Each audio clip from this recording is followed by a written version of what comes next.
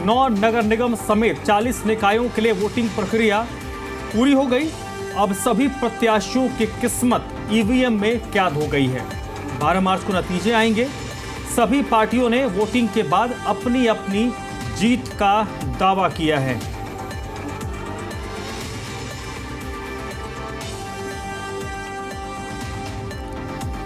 तो हरियाणा में नगर निकाय चुनाव के लिए वोटिंग की प्रक्रिया संपन्न हो गई। अब इंतजार 12 मार्च का है, जिस दिन नतीजे आएंगे। फिलहाल जितने भी प्रत्याशी हैं उन सभी की किस्मत ईवीएम में कैद हो गई है और वोटिंग के बाद सभी लोगों ने अपनी अपनी जीत का दावा किया है। निकाय चुनाव के लिए मतदान की प्रक्रिया संपन्न हो गई। 12 मार्च को नतीजे आएंगे। शांतिपूर्ण और निष्पक्ष चुनाव के लिए चुनाव आयोग और प्रशासन ने पुख्ता इंतजाम किए थे। निकाय चुनाव में राजनीतिक दलों ने नगर निगम के मेयर पद और पार्षद पद का चुनाव सिंबल पर लड़ा। साथ ही नगर परिषद और नगर पालिकाओं के अध्यक्ष पद का चुनाव भी राजनीतिक दलों ने सिंबल पर लड़ा। निकाय चुनाव में मुख्य मुकाबला बीजेपी और कांग्रेस के बीच देखने को मिला। बीजेपी हरियाणा में ट्रिपल इंजन सरकार बनाने का दावा कर रही है, तो कांग्रेस बीजेपी को हर मोर्चे पर विफल बताते हुए अपनी जीत का ताल ठोक रही है। इनेलो के साथ आम आदमी पार्टी और जननायक जनता पार्टी भी जनता का दिल जीतने का दम भर रही है। शहर की सरकार चुनने के लिए मैदान में उतरे निर्दलीय प्रत्याशी चुनावी समीकरण बनाने और बिगाड़ने का दांव लगा रहे हैं।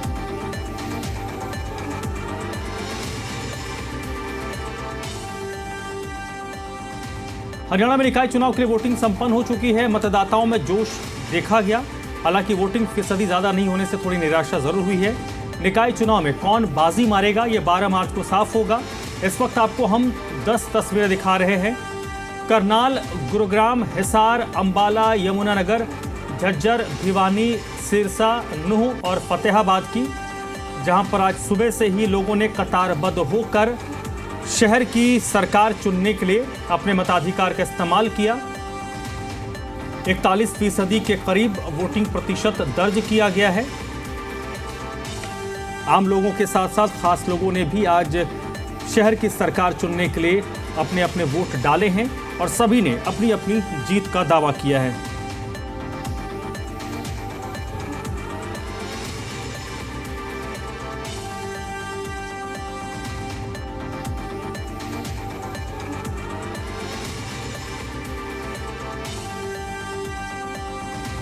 और शशि नायर इस वक्त मेरे साथ हिसार से जुड़ चुके हैं इसी पर ज़्यादा बातचीत के लिए।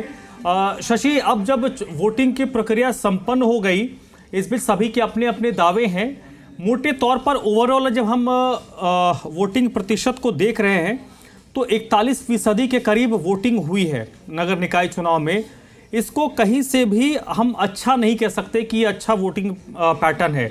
यानी कि एक बार फिर से शहरी मतदाताओं ने निराश किया। जिस अनुपात में उनको घरों से निकलना चाहिए था वो नहीं निकले। देखिए, इसमें कोई दो राय नहीं कि जो वोटिंग का प्रतिशत है जब वो इतना कम होता है तो चिंता तो होती ही है, क्योंकि पिछले कुछ समय से, चाहे वो लोकसभा का चुनाव हो चाहे विधानसभा का चुनाव हो, वोटिंग का प्रतिशत हमें लगातार कम होता आ रहा है और उसको लेकर चर्चाएं भी गर्म हुई हैं। और अब जिस तरह से लेकिन निकाय चुनाव में वोटिंग हुई है उसने सबको ही पीछे कर दिया है, क्योंकि अगर मैं हिसार की बात करूं तो हिसार में भी लगभग 48 से 49% जो है वोट का प्रतिशत रहा है। बेशक वो कुछ थोड़ा सा अपडेट होगा बिल्कुल एंड मोमेंट पे, लेकिन फिलहाल अभी के लिए जो है वो 47-48% पे ही का ही आंकड़ा है जो हिसार निकाय चुनाव को लेकर है। तो कहीं ना कहीं इस चुनाव को लेकर हम ऐसा नहीं कह सकते कि मतदाताओं में उत्साह नहीं था। जो लोग वोट डालने आए वो तो उत्साह से भरे हुए थे और उन्होंने भी लोगों से अपील की कि भाई आप अपने घर से निकलें और वोट डालें।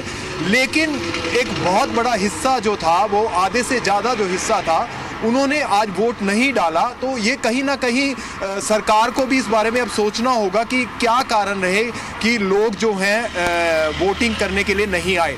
और बड़ी बात ये है कि हमने जब प्रचार खत्म हुआ था तो जी मीडिया ने सबसे पहले इस बात को कहा भी था कि इस बार जिस तरह से हम लोग गली कस्बे और शहर के अलग अलग हिस्सों में गए थे तो लोगों ने ज़्यादा उत्साह दिखाया नहीं निकाय चुनाव को लेकर।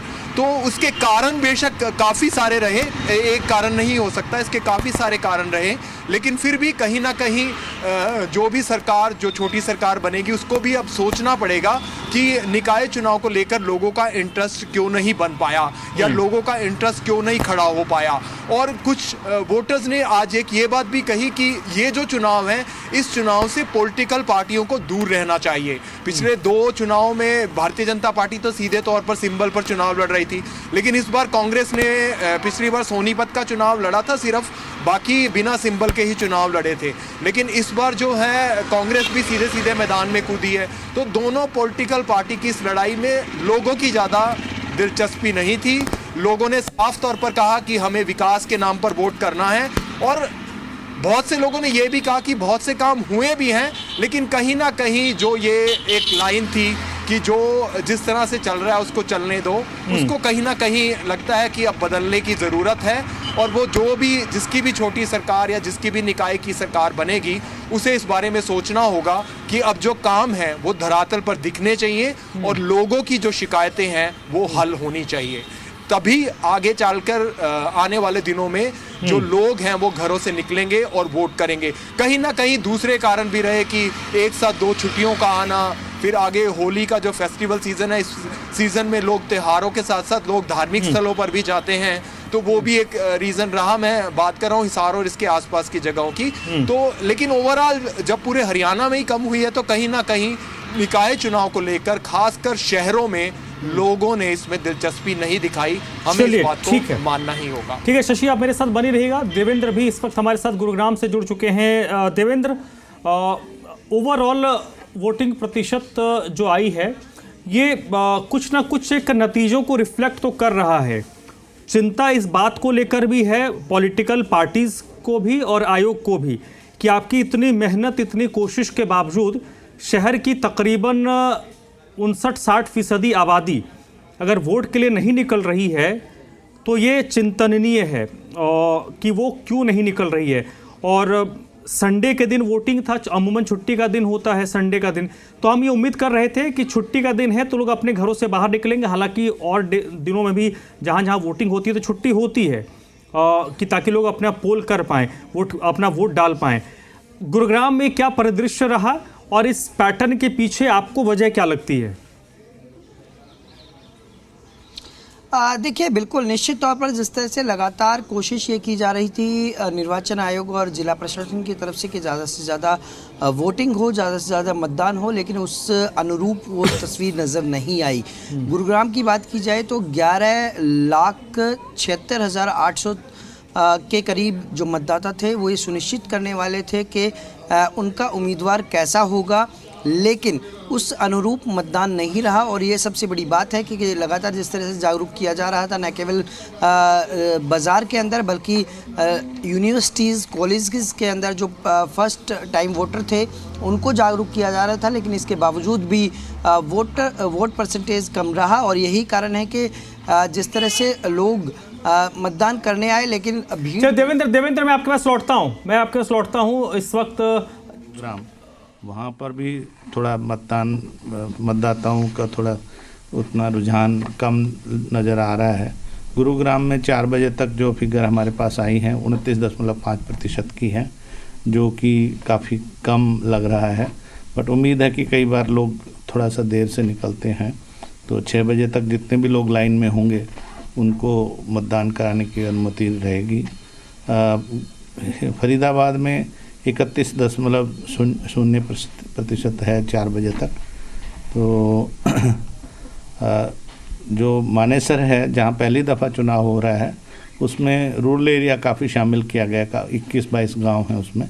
वहाँ परसेंटेज अच्छी है, वहाँ 55.7% जो है मतदान 4 बजे तक हो पाया है।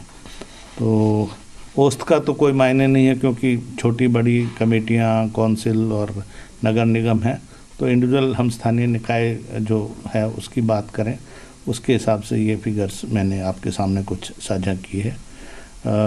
वैसे सभी जगह शांतिपूर्ण है। एक रोहतक नगर निगम में खेड़ी 7 गांव है जो कि नगर निगम के अंदर आता है। वहाँ आपसी कोई रंजिश के चलते 3 लड़कों ने किसी एक जो मतदाता था उसके छाती में वो जो सुआ होता है बर्फ तोड़ने का, वो उससे चोट मारने की कोशिश की। उन तीनों को पकड़ लिया गया। मेरी एसपी रोहतक से बात हो गई है, उन तीनों को राउंड अप कर लिया गया है। एक छोटी सी शिकायत आई थी सीवन नगर पालिका कैथल में कि वहाँ 12 नंबर बूथ में जो पोलिंग एजेंट है उसके दादाजी आए थे जो काफ़ी वृद्ध थे, और उसने सभी की सहमति से वो उनके साथ वोटिंग कंपार्टमेंट में गया था, जो कि अनुचित है। पोलिंग एजेंट को तो जाना नहीं चाहिए, अलाउ भी नहीं करना चाहिए था प्रिजाइडिंग अफसर का। तो उनका हमने उपायुक्त को कह के उसको पोलिंग एजेंट को बदल दिया है, और चुनाव ख़त्म होने के बाद जो पीठासीन अधिकारी है प्रिजाइडिंग अफसर है उसकी एक्सप्लेनेशन भी कॉल की जाएगी। लेकिन इसमें किसी की कोई उस तरह से बदनीयती वाली बात नहीं बताई गई है। इसके अलावा बाकी सब जगह पर जो मेरे पास अभी तक रिपोर्ट है पुलिस ऑब्जर्वर्स की भी, और जनरल ऑब्जर्वर्स जो IAS HCS अफसर लगे हुए हैं उनकी DCs की तरफ। तो ये अपर राज्य निर्वाचन आयुक्त को सुन रहे थे, जिन्होंने कहा कि हम थोड़ा उम्मीद करेंगे कि जब फाइनल वो वोटिंग परसेंटेज आएगा उसमें कुछ इजाफा देखा जाएगा। लेकिन बहुत आशावादी होकर भी आप सोचें तो 41-42% के करीब अगर 4:30-5 बजे तक वोटिंग रही है तो आखिर के घंटे में वो 51-52% नहीं होगा। उसमें आप 3-4 से 5% मैक्स टू मैक्स जाकर आप देख सकते हैं ओवरऑल वोटिंग परसेंटेज में जो आपको नतीजे रिफ्लेक्ट होंगे। अगर वो उतना भी होता है तो इसका मतलब ये है कि तकरीबन आपके 50 से 55% लोग वोट करने के लिए नहीं आए। एक बात जो उन्होंने बताई, मानेसर जहां पर पहली बार इस बार चुनाव हुआ है और उसमें ग्रामीण इलाके ज़्यादा हैं, तो वहां पर 55% के करीब वोटिंग दर्ज हुई है और ये उम्मीद की जा रही है कि 60% के आसपास तक जाएगा। यानी कि अगर हम इसको एक उदाहरण के तौर पर लें तो ये समझ में आता है कि जब वोटिंग की बात आती है तो ग्रामीण मतदाता हमेशा शहरी मतदाताओं पर भारी पड़ता है। और इस बार के नतीजे भी, इस बार के भी जो आंकड़े अभी तक आए हैं वो बता रहा है कि वोटिंग के मामले में शहरी मतदाता अभी भी उदासीन है। एक बार फिर से रुक कर लेते हैं देवेंद्र के पास, जिनकी बात अधूरी रह गई थी। देवेंद्र, राज्य निर्वाचन आयोग की तरफ से जो जानकारी दी गई थी उसको भी आपने सुना होगा। मोटे तौर पर शहरी मतदाता जागरूक क्यों नहीं हुए, और इसमें एक पहलू ये भी है कि लोग कहते हैं कि जो वार्ड का चुनाव लड़ता है वो पूरी कोशिश करता है कि अपने ज़्यादा से ज़्यादा वोटर्स को वो बाहर निकाले, और एक बार जब वोटर घर से बाहर निकलकर सेंटर तक, पोलिंग सेंटर तक पहुंच जाता है तो फिर ऐसा तो नहीं कि सिर्फ वार्ड के लिए वोट करेगा, वो जब सेंटर पहुंच जाएगा तो सभी पदों के लिए अपना वोट डालेगा। तो कहीं ना कहीं वार्ड का चुनाव लड़ने वाले जो सबसे छोटी इकाई है उन लोगों की मेहनत भी काम नहीं आई, वो लोग भी असफल रहे लोगों को घरों से निकालने में। देखिए धर्म, बिल्कुल जिस तरह से 11,76,800 के करीब मतदाता गुरुग्राम के अंदर थे, और लगभग 5 अलग अलग जगहों पर, चाहे नगर परिषद की बात हो, नगर पालिका की बात हो, और 2 नगर निगम जिसमें गुरुग्राम मानेसर शामिल हैं, वो मतदाता ये चयनित करने वाले थे कि उनका उम्मीदवार कैसा हो, उनका प्रतिनिधित्व कैसा हो। लेकिन फिलहाल जिस तरह की स्थिति नज़र आ रही है और निर्वाचन आयोग की तरफ से भी जिस तरह से स्पष्टीकरण दिया गया कि वोट परसेंटेज कम रहा। मानेसर की बात की जाए तो 30 गांव और 17 सोसाइटी इसमें शामिल हैं, और गुरुग्राम की बात की जाए तो गुरुग्राम में 36 वार्ड हैं और मेयर पद के लिए सीधा चुनाव है। और यहाँ शहरी और ग्रामीण दोनों को मिक्स हर वार्ड में किया गया, लेकिन ग्रामीण क्षेत्र में सबसे ज़्यादा वोट परसेंटेज देखा गया, लेकिन शहरी इलाकों में वोट परसेंटेज कम रहा।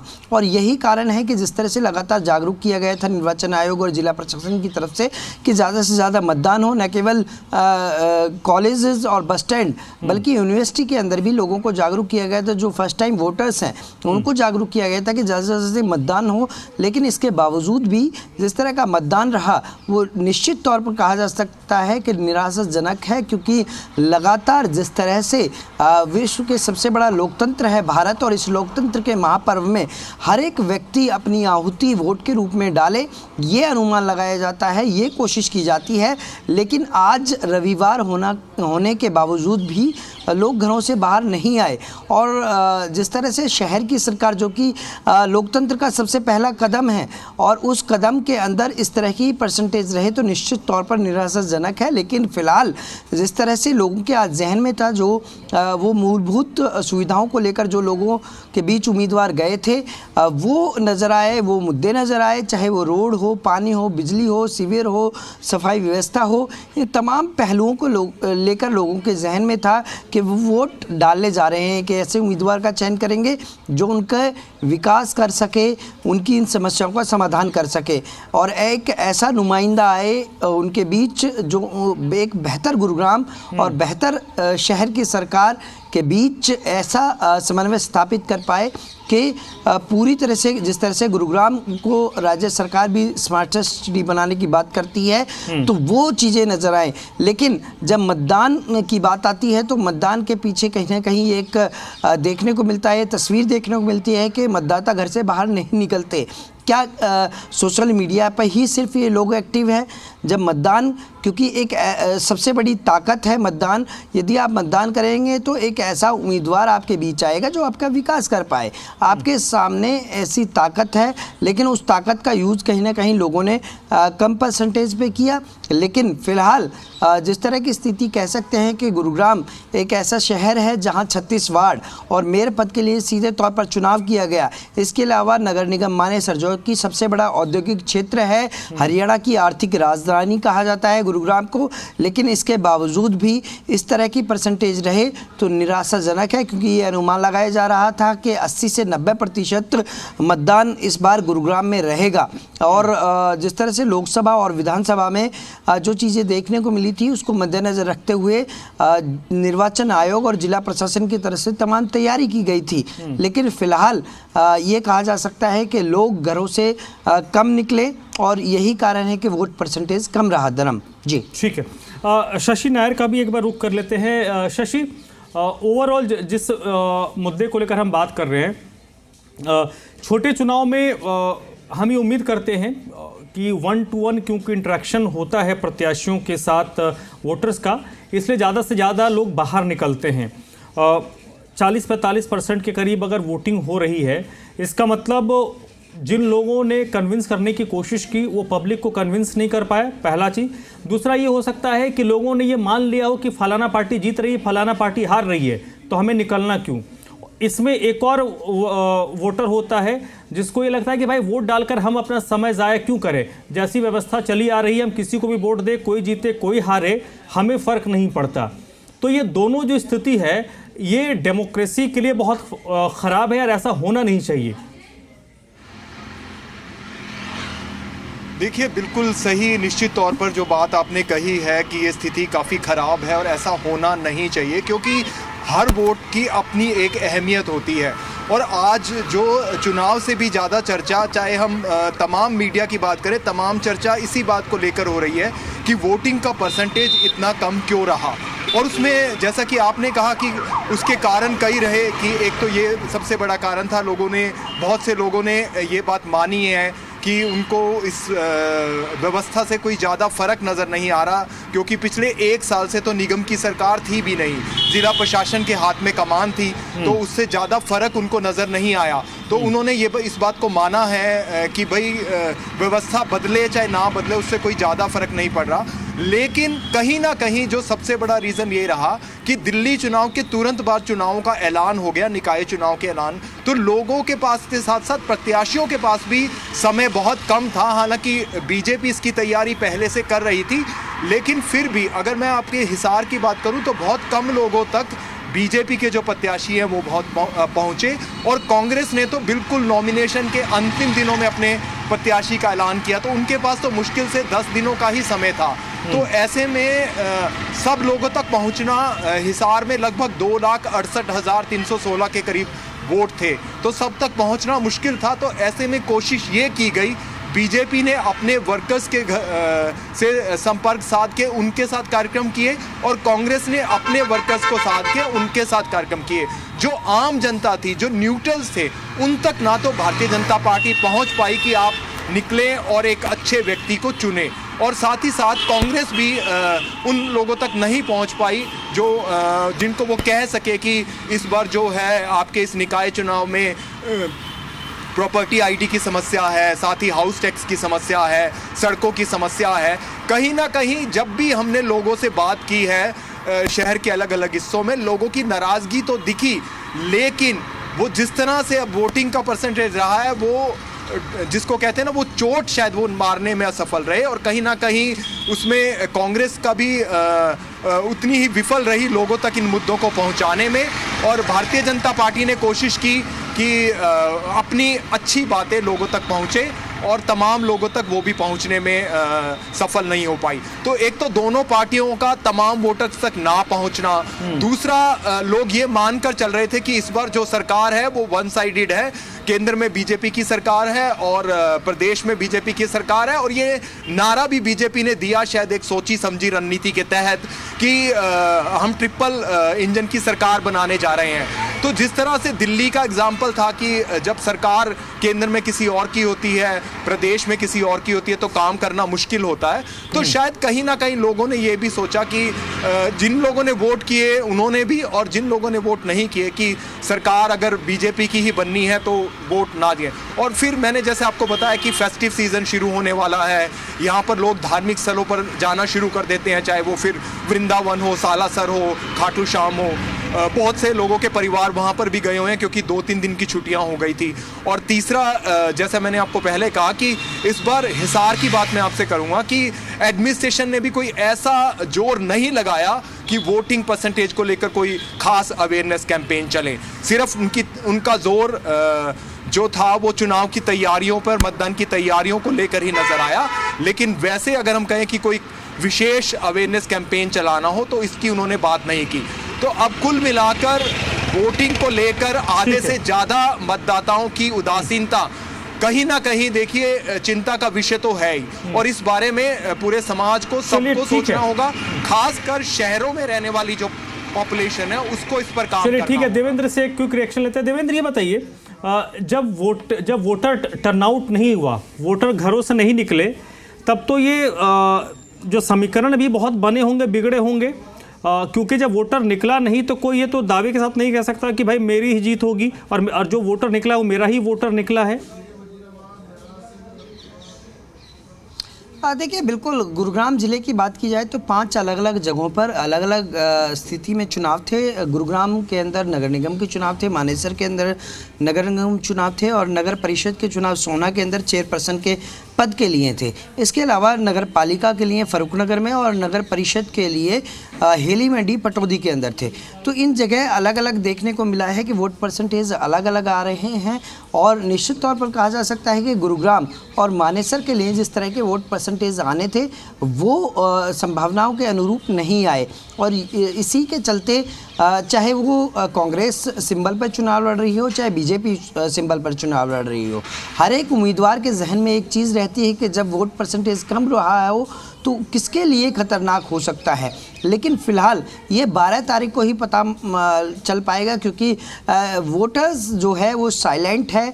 किसके सर जीत का सरताज पहना है, किसको हार का मुंह देखना पड़ेगा, ये देखने वाली बात होगी। लेकिन सबसे बड़ी बात है कि लोकतंत्र का सबसे बड़ा महापर्व है, और लोकतंत्र का सबसे पहला कदम है शहर की सरकार, चाहे वो पंचायत चुनाव हो, चाहे वो निकाय चुनाव हो। लेकिन इसमें सबसे ज़्यादा जब वोट परसेंटेज आता है तो यही उम्मीद लगाई जाती है कि इन दोनों के अंदर सबसे ज़्यादा वोट परसेंटेज निकल कर आएगा। लेकिन फ़िलहाल आज जब देखने को मिला, क्योंकि गुरुग्राम और मानेसर के अंदर दोनों ही जगह शहरी और ग्रामीण दोनों ही जगह वोटर्स को शामिल किया गया, और ग्रामीण इलाकों में वोट परसेंटेज ज़्यादा निकल कर आया, शहरी इलाकों में कम निकल कर आया।